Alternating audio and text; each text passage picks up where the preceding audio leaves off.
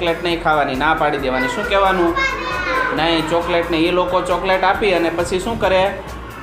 ઉપાડી જાય આપણને. આપણે હા, એટલે ખાસ ધ્યાન રાખવાનું. ચોકલેટ આપે લેશો કોઈ?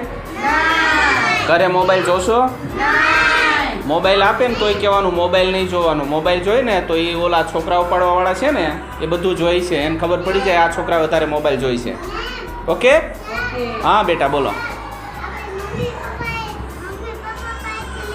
હા, મમ્મી પપ્પા ચોકલેટ આપે ને તો લેવાની, બીજા કોઈ આપે ને તો નહીં. ગમે આપે નહીં લેવાની, ના પાડી દે. બરોબર?